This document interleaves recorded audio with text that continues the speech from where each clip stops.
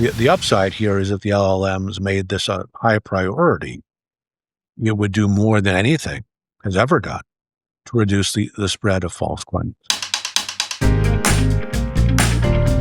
Everyone knows that AI chatbots sometimes hallucinate or just make things up. What most people don't know is that they are often manipulated to spread misinformation. My guests today are Steve Brill and Gordon Crovitz, the co-CEOs of a company called NewsGuard, which monitors news organizations and now LLMs, the AI chatbots, to see which organizations are based in fact and which are based in propaganda and fiction. The results are very startling. So I wanted to talk to Gordon and Steve about these findings, and more importantly, what we can do about them. Gordon and Steve, welcome. So great to have you. You do a series of audits on the major LLMs, the AI chatbots that everybody's increasingly used to do searches for information and many other things. And you have published some startling claims about the misinformation that is often in these. Tell us about that. Thanks, Henry. Thanks for having us. We just did a one-year assessment of the monthly audits that we've been doing, as you say, on the 10 largest LLMs. And what we do is we take topics, controversial topics in the news, the kind of topics that somebody might have heard about through social media or some other place, and ask themselves, I wonder if it's really true that, for example, Vladimir Zelensky's wife went on $1 million shopping spree at Cartier using Western aid. That's a popular Russian disinformation claim. So we just did and issued a report that found that when it came to those kinds of topics in the news, on average, the 10 biggest large language models spread false information in response to prompts on those topics. In other words, somebody's 35% of the time. 35% of the time, more than a third of the time, which is terrible. Imagine going to the pharmacy and thinking you're buying 100 aspirin pills and 33 of them are cyanide, 35 of them are cyanide. So, it's not a good result. And we understand why it's happening. We understand the nature of how the AI models were trained, but without some human intervention to mitigate the false claims and misinformation and infecting of the LLMs that some malign actors are now doing, without that, you get this kind of result. And to be clear, you're saying that this is not the LLMs hallucinating or just getting their facts wrong or what have you, but this is in fact intentional manipulation of the intelligence. In some cases, it's intentional. So in other words, the Russians in particular, let's take them as the most aggressive innovators in this area. They identified about 200 false claims that they've been spreading. A lot of them anti-Ukraine false claims. They then infected the LLMs by pumping out in 1 year 3.5 million stories in multiple languages, repeating those 200 false claims. So when the large language model is prompted with one of those 200, the way the models work, as you know, is they look for the next likeliest word. And they're looking, and when they're infected with millions and millions of articles on the internet spreading a false claim, they're going to spread that false claim. Yeah, so it's not like when they go on the internet, The Economist has just published an article saying Zelensky's wife is a very careful shopper and she doesn't go to Cartier's. The only stuff they see about Zelensky and Cartier is this, stuff. One way to think about it with your economics background is think of the difference between macro and micro. Micro disinformation or misinformation might be that you or I put something up on a website that is false. And, somebody sees it and gets misinformed by it.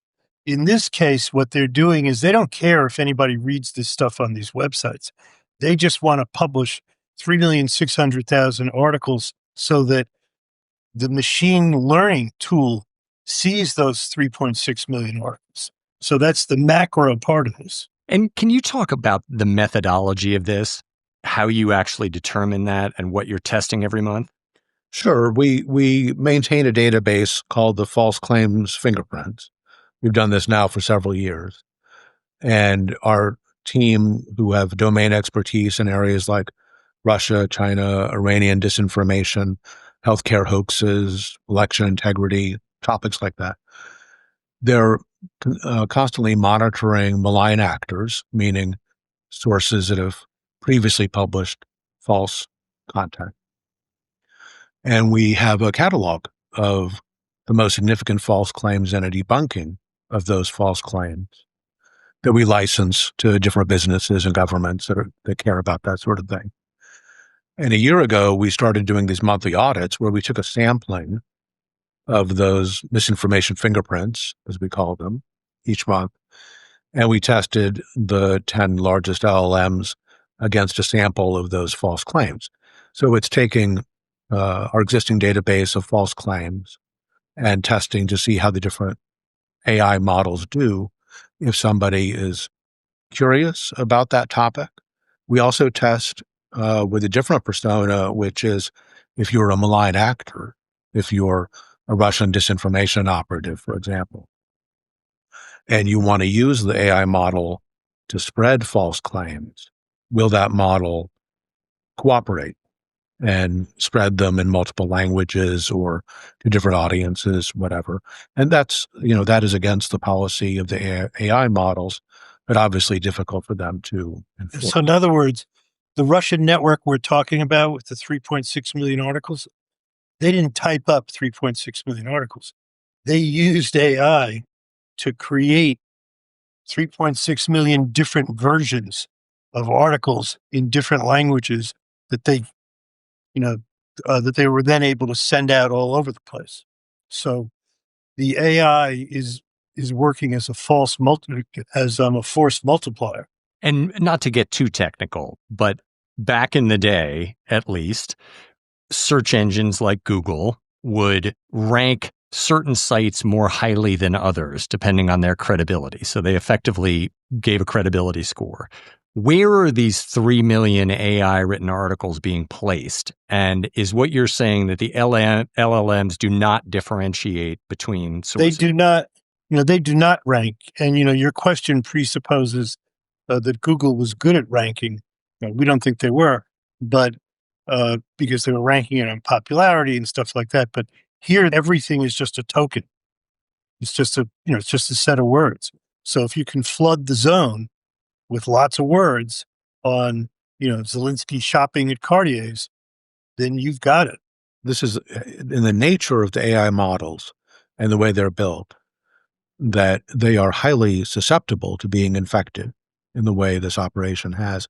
There are solutions to this problem, Henry, along the lines you're suggesting, which is that if the AI models treated the AP differently than RT, to take that example, and if the models had access to databases like our false claims database to use as a guardrail, then at least they wouldn't be spreading these false claims. But, so far, our experience with the large language models, they know they have this problem, right? Sam Altman will say very openly, gosh, don't trust AI when it comes to matters of fact. So they know they have this shortcoming, and they know that it's raising trust issues for them.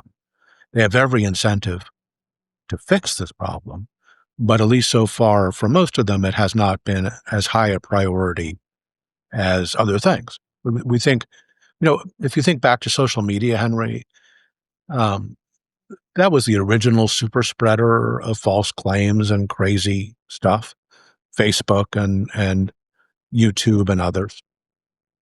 They didn't have an incentive to warn their users about who was feeding them the news. For them, false claims and misinformation and conspiracy theories were a feature, not a bug. It led to more engagement and more advertising, more revenue. The AI models are different. They're trying to license their tools to governments and big companies that expect factually accurate information. And I think what was very startling to me when I first started reading the reports that you're producing or the releases from them is that there is a real intent here. This is not an LLM going on Reddit and getting a conspiracy theory and advancing that, or social media. This is folks who are at scale really trying to infect, as you say, the LLM and spread misinformation. That's really the new development, which we outlined several months ago. There's a guy we have focused on a lot named John Dugan, who was a deputy sheriff in Palm Beach, got arrested for extortion and a bunch of other things. He fled to Moscow and became the great, disinformation, expert there. And he's the guy who really started this. And we have a video of him where he's explaining to other people at some meeting of propagandists in Moscow in a conference room. He's saying, we can feed the LLMs. So it's not, as you say, it's not just running across something on Reddit that's, false and mimicking it. This is deliberate. Now, there is a large, share of the problem where it is just running across something on InfoWars or who knows where. But this is a deliberate campaign to sabotage these models. And as you say, Gordon, as you say, I think Sam Altman and others are very much aware of at least the problem of errors. I have not heard them talk about deliberate attempts to shape the model or infect the model. And I'm going to tell a story that I think gives an impression of how serious they are about it and what they're doing to increase their credibility. And I'm very curious to hear your reaction, which is, I got information on some of the releases you put out. I clicked on what I thought was today's release. In it, I saw the anecdote that you mentioned, not about Zelensky's wife, but about this idea that, in fact, some of the U.S. aid to Ukraine is being siphoned off by Zelensky and creating a vast fortune. And I said, that is fascinating. So I went immediately to Claude and ChatGPT and Perplexity, and I said, I want to see this. And I said, is Zelensky siphoning U.S. aid to create a vast personal fortune? And I was startled because when you do a search like that now, the AI is very deliberate about telling you what it is doing. It does a web search. It says, now looking at respectable sites or reputable sites, now checking facts. And in each case, it came back and said, no. This is a misinformation hoax that is being propagated by, I think it even said Russia in a couple of cases. There's no evidence of this. It's not true. Here are all the examples. So when I did that, I first said, whoa, okay, now my belief and trust in the LLM is very much rising. And at the same time, I said, I know Gordon and Steve. I don't think they're just spreading misinformation themselves. How can it be that maybe the LLM has already fixed this problem? And then I realized that Henry, did they cite us by name? No, they didn't. But then I realized in that a couple of instances, if you've kept looking, you would see they'd cite us. Where we have published public reports, they have found them. They're now tracking. Yes. And that's exactly what I said. I found was that I was actually looking at a press release from March. So there's been a lot of time for that to be correct. The key to that is they haven't already. You used the word already. The stuff that came out, over the weekend about, the president's health or something that happened today, which is exactly when you would go to a chatbot to ask about it. Not, you're not going to go to a chatbot this week to ask about something in March. They don't catch that. So let me defend them again, because that's what I assumed happened. And then I realized, and I looked at your new report dated today. And so I said, all right, let me ask about a current controversy. As we are speaking, our health secretary, Robert F. Kennedy, is speaking to Congress and defending his decision to limit COVID vaccines, which is something that I personally am frustrated about because I understand the risks, I think, and I still want them because COVID sucks. And a friend of mine got it over the summer and it wiped out her summer. And so I'm glad to take whatever the risk is on the vaccine, but now apparently I can't because vaccines are dangerous. And I said to ChatGPT and all of my friends, the LLMs, is it true that what RFK is saying, that COVID vaccines are dangerous? It's happening in real time. And did a lot of thinking with a lot of very credibility enhancing updates on what it was doing. I'm checking the reputable sources. I'm fact checking this and so forth. And I have to say, as a user, as I see it doing that, its credibility is just rising because I feel like that's what I would do if I were searching for information. But that's all old stuff. That's all old stuff. That's right. But it did come out. It did come out and say, no, there's no evidence of that. But if you had asked it, speaking of COVID, if you had asked it the morning the Pope died, did the Pope die from a COVID vaccine, you would have gotten a different result. So that's really the issue, Henry, that if the models have access to trustworthy sites like, trustworthy news sources, and they've written extensively on these topics, then they'll generally get this right. On controversial topics, especially ones where there's what the technologists call an information void. In other words, the Russians say, let's start a false claim about sexual grooming by the Democratic Party vice presidential nominee.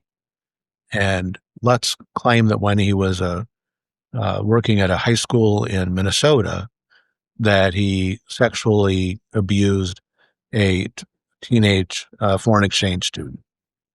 If you did a search or a prompt of an AI model for the first 3 or 4 days of that claim, you would have gotten multiple sources explaining how that happened. And they would have sounded like local news sites around the US. They'd have names like DC Weekly, Chicago Times, Boston Tribune, I think it was. Boston Mirror. Yeah, all made up websites, all spread by Russians. And that was an information void. They made up the claim.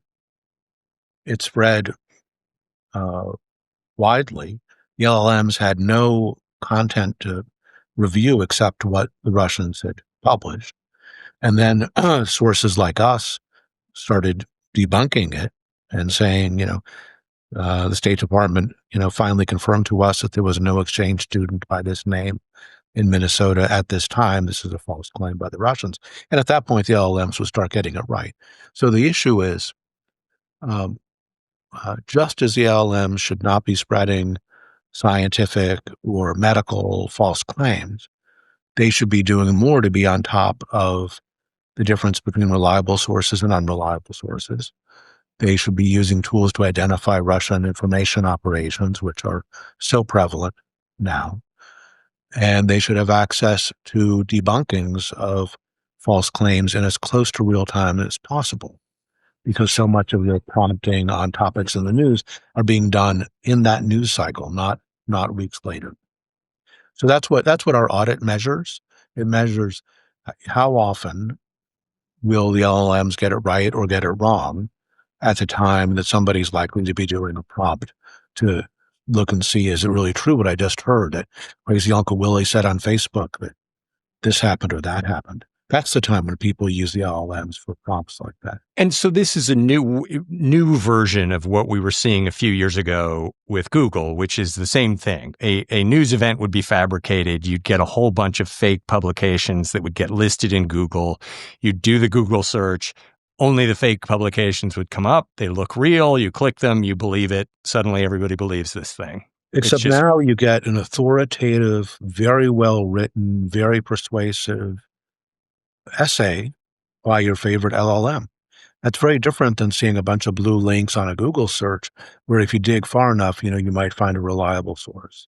The LLMs are in that way a more powerful tool even than Google search was, because they're giving people what looks like an authoritative, accurate response. Is Russia the primary culprit here? And can we talk about domestic propaganda? No. I mean, it's the highest volume culprit at the moment. But we've seen, for example, some campaigns that are targeted at brands. Such and such brand is, infested with insects, or, Target is selling, transgender themed clothing for children, stuff like that. And that will go up, it'll spread, and it'll take a little while before the traditional fact checkers may debunk it. Our goal, because again, we license this to some of the chatbots, or we're in the process of licensing it, is to have our false claims fingerprint published, within a day of something going up, even if it doesn't get debunked on the internet for a week or two, or even for 2 or 3 days. We beat everybody to the punch because that's what we do all day. And there's a saying, lies travel fast, the truth always catches up. Philosophically, in your experience, is it true? Our company is dedicated to the idea that the truth can catch up and is catching up. That's what we're doing. We measure every week. We measure how fast our misinformation, our catalog of these false claims, how fast we added a new one after it was first out there, and we try to do it within the day. But it does take that, Henry, because the false claims spread widely for the first 2-3 days, and something that corrects it a week later is really too late.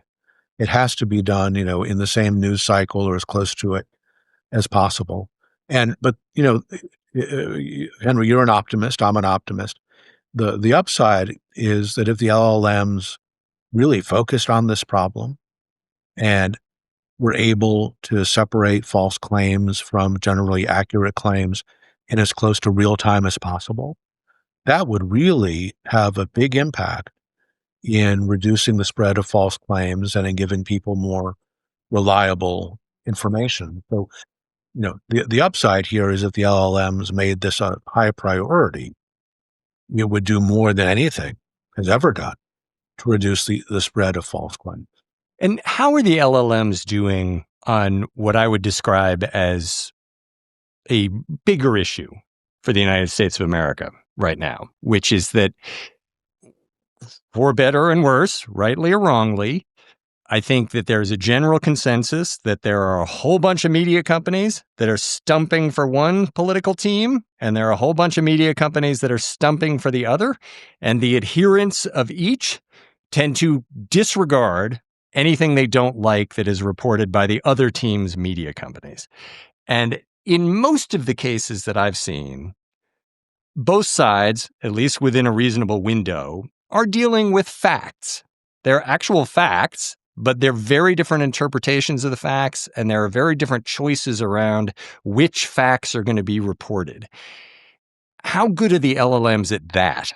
There's always been a sort of tribal element to how people consume news, and there probably always will be. People are on one side or the other side. But really, I think the core issue for the LLMs is, are they stating as fact claims that are not true? That's really the problem that I think they can solve, and that if they could solve, would have a big impact. I don't think they can. We're living in a divisive time, and I think it'd be asking an awful lot of AI models, always to give both sides or to be trained to be, more down the middle. I think having them rely on sources that are highly trustworthy would be a good start. There was a story the other day in the Times about the different versions of Grok. As Musk has steered it to the right, and one of the observations that the article made, was that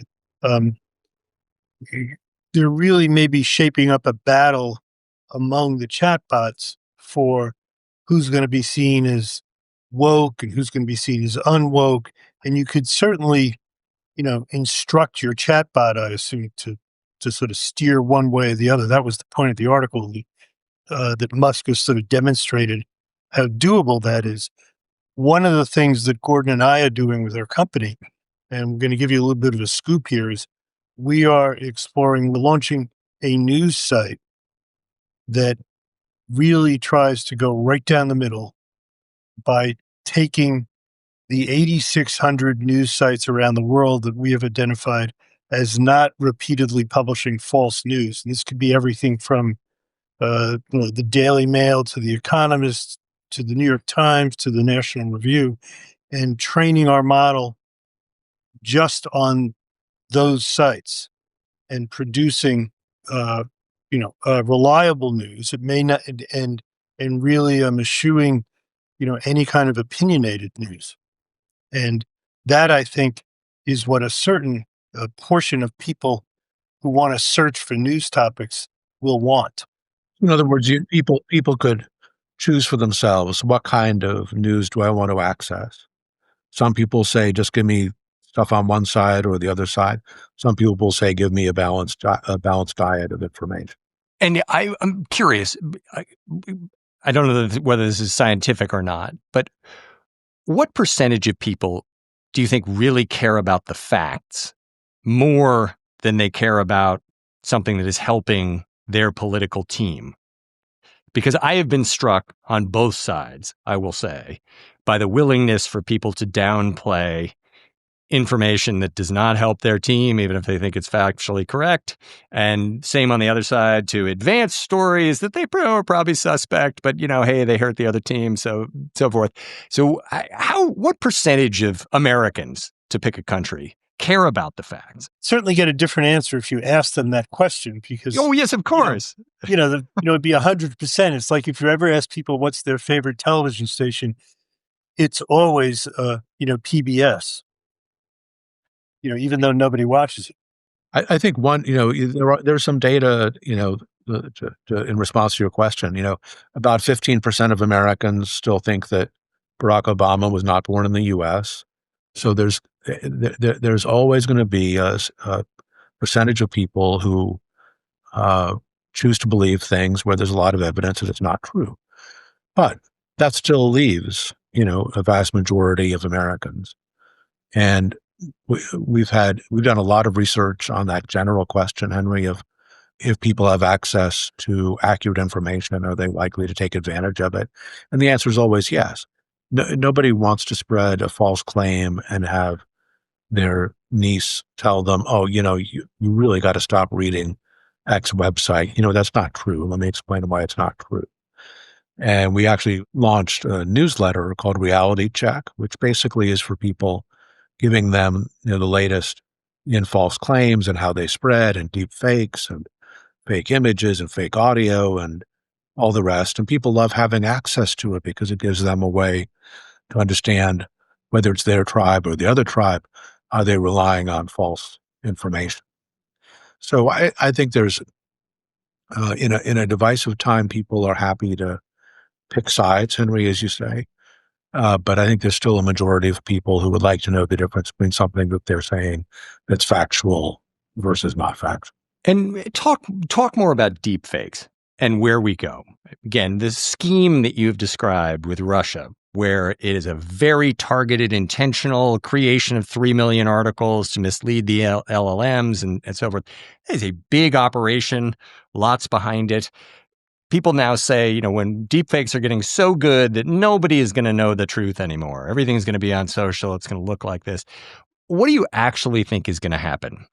My view is a lot of that's going to happen. I've been saying now for a couple of years that if the Access Hollywood tape had come out in the 2024 election instead of the 2016 election, President Trump would easily have been able to say, that's a deep fake. I'm just not even going to talk about this. It's fake. And we know enough to know that we don't know anymore. So it's really troubling. It's not so much that the deep fakes can fake us out. It's that the reality can be faked out by the fact that we don't know if it's a deep fake. And there are malign actors who are putting a lot of resources into creating deep fakes. One of my favorites recently that one of our analysts discovered was when President Trump was having the summit at the White House. There was a photo of all the European leaders looking like bored school children sitting in a hallway. And the Russians created that. And then they spread news stories saying, Trump made them wait all afternoon and he doesn't respect them. And look how contrite they look. And, they're obviously just supplicants. And, made for a great story, all based on this fake photo. And we have access to terrific software tools so that our analysts can say with 98.3% certainty that this is a false, a deep fake. We're still able to do that, and we have been able all along to, in almost every case, to have a high degree of confidence that a particular image or video or audio was AI created. And so long as we're able to continue to do that, we'll be able to say, you know, no, the European leaders were not kept waiting in this hallway, and here's which Russian campaign came up with this crazy Right. deepfake. But having said that, the fact is you're really right about something, which is that increasingly, the goal of any authoritarian or anyone who wants to be an authoritarian, in this case the Russians, but it could be anyone, is to make people unsure of what's real, just unsure, just plain unsure. So right now, someone could do a deep fake of this podcast. Be easy to do. Actually, Um, Henry, how do we know this isn't a deep fake of a yeah. pod? But that's, but you just don't know what's real. It's sort of like, it goes back to something Gordon said before, which is if 20% of a chatbot's output on important stuff in the news is false, it's the equivalent of me handing you a bottle of aspirin with 100 aspirins in it and saying to you, why don't you have an aspirin? Uh, but I'm telling you also that 20 of them are actually poison. You're just not going to take any aspirins. So the whole usefulness of the aspirin is gone.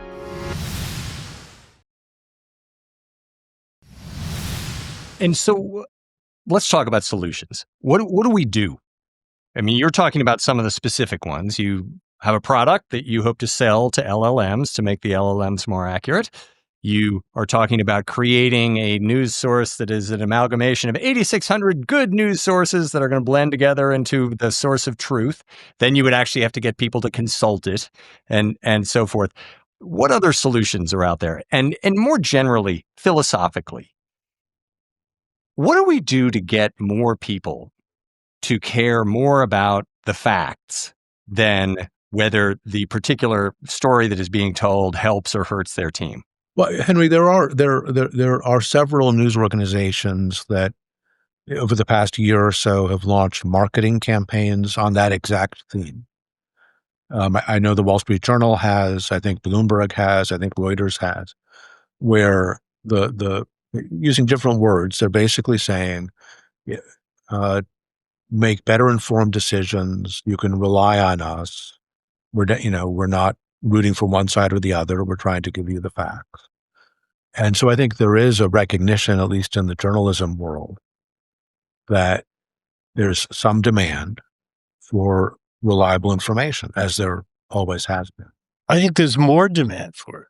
I mean, I teach a seminar, a journalism program at Yale, as you may know, and I've been telling kids for a couple of years now that their economic outlook as a journalist is probably better than it's been in a long time because there is a market for reliable information, reliable journalism, in the midst of all this.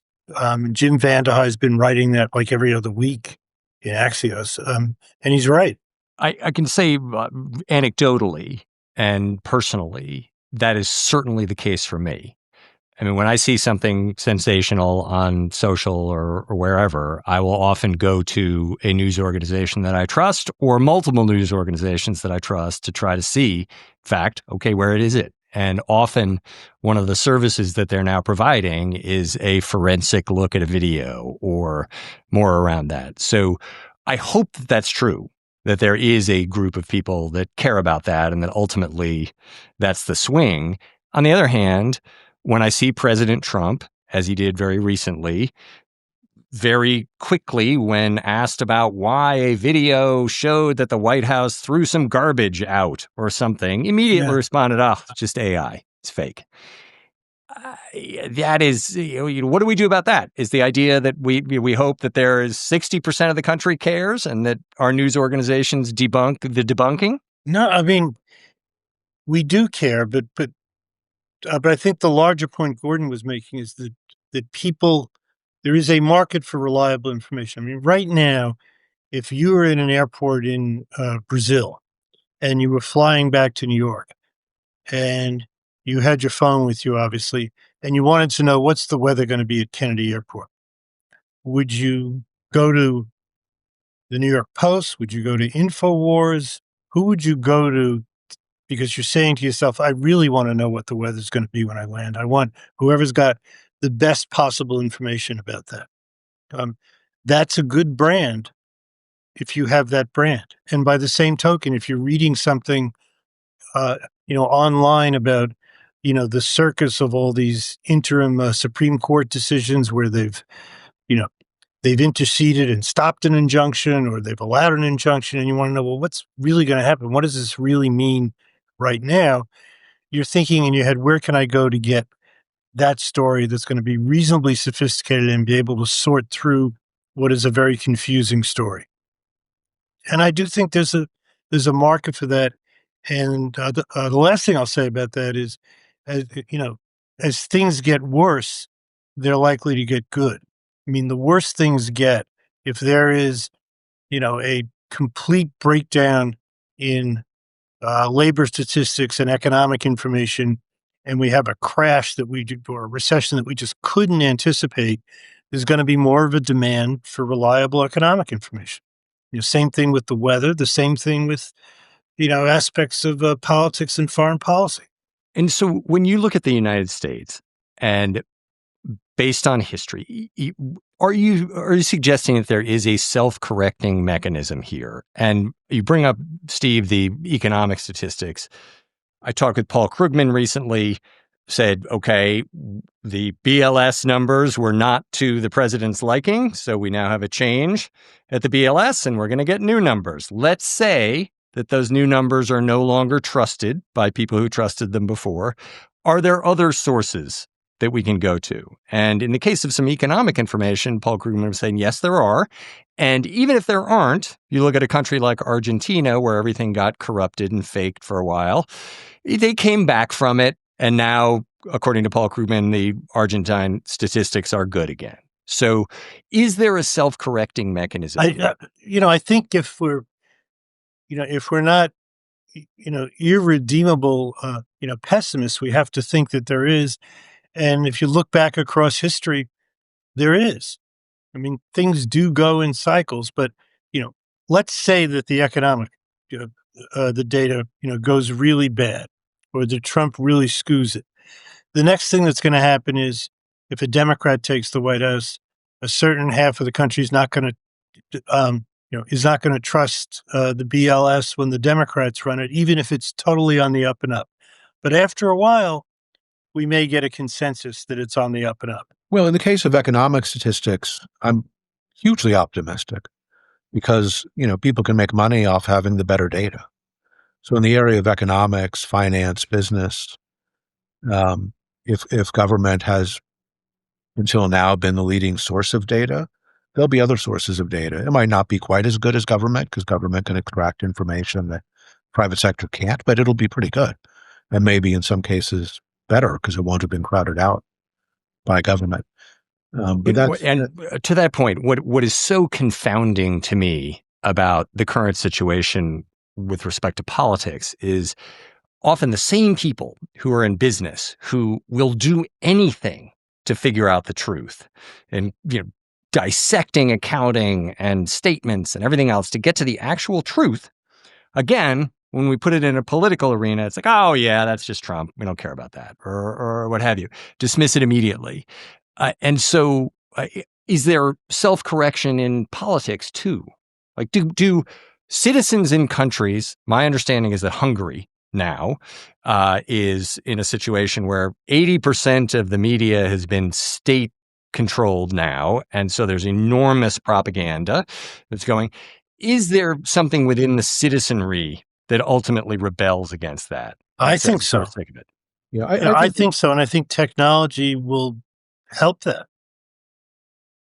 Allow people to communicate. You could have all these, underground, news sources that suddenly become, very popular, and they have the distribution ability because of technology. So I do think so. And I think, it's up to a lot of people like us to to try in different ways to make that happen.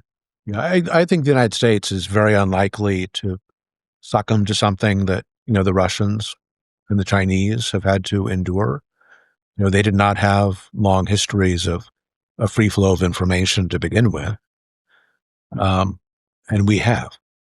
So, I think there's reasons for optimism, and, there may be new opportunities for news outlets and data suppliers and others to help fill a vacuum. Yeah, but there is a vacuum. So, I mean, we shouldn't minimize it. We're in real trouble when it comes to what I think, and I wrote a whole book about this recently, really holds a democracy together and holds a marketplace, the free market together. And that is, people have to believe in the same set of facts that it is, all three of us believe it is not snowing right now in New York. All three of us can believe that man actually landed on the moon. And by the same token, we can believe certain things, and we should be able to believe certain things about, the consumer price index, the unemployment rate, job creation, and everything else. And right now, by far the best example is something I've written a lot about, which is healthcare, which is the idea that that something like a COVID pandemic became, a political debate is totally shocking. You can What's the liberal or conservative way to think about a vaccine? I don't even know what that means anymore. And so you're taking your decades of expertise in journalism and so forth. I hear often people say, we were so much better off back when there were 3 networks and it was Walter Cronkite and it was incredibly policed and that was the source of all information, the source of truth, the same set of facts. And now we're in this environment where anybody can say anything, there are no penalties, so forth. Some people think we're better off now because actually you get exposure to all of these different points of view and you can come to your own conclusions. And the COVID thing is interesting to me because looking at what happened in COVID, the two teams still have very different views of that. There is still a lot of anger about things like the lab leak hypothesis and the fact that the sort of governing view in liberal circles was you can't talk about that. That's misinformation. Now it looks like we at least should have been able to talk about it. And I think that folks on the other side, what they're so outraged about, it's like we couldn't even talk about it. You told us we were idiots and we're outcasts. And now looks like it's probably true. Well, there are actually 3 pieces to that. Either no lab leak, this just happened, or lab leak, but inadvertent lab leak, which is, I think, where the consensus is versus, deliberate lab leak. Or bioweapon or what have you. Bioweapon. A big range of things. But it is true that during that period, at least that I recall, there was a very orthodox view that you were allowed to say, and anybody who said the other thing is a conspiracy theorist and you got to shut up. And so those people, I think, would say, it's great that there are all these other sources of misinformation. So, of information, actually. Oh, I think that's right. Listen, we got into a war in Vietnam. I'm sure Gordon disagrees. We got into a war in Vietnam because, there were 3 networks and, 3 or 4, major print news organizations. And, with the exception of David Halberstam and then a few other people, they all just went along. Yeah, I guess what I would say is that technology often outpaces the human ability to use it in a smart way. Social media, we definitely saw that. And there may be some lag, falsehoods may spread more quickly for some time because of technology. People may be able to game a system, infect an LLM, et cetera, because of technology. But eventually we figure it out. So I'm long-term optimistic. The pessimistic side of me does ask myself, yeah, but how long is the long term? Well, let us hope that saying is correct, that in fact, lies and misinformation and misunderstandings run fast, but in the end, the truth catches up. Certainly hope so. Gordon and Steve, thank you so much. This is terrific. Thanks. It was fun. continue to create your audit. I'm very curious to see how that evolves, and best of luck with the company and getting people to care about the truth. We'll try. Thank you, Henry. Appreciate it. Take care, Henry. Solutions is produced by Megan Cunane. Jim Mackle is our video editor. Our theme music is by Trackademics. Nishat Kurwa is Vox Media's executive producer of podcasts. Thanks for listening to Solutions from the Vox Media Podcast Network. I'm your host, Henry Blodgett. We'll see you soon.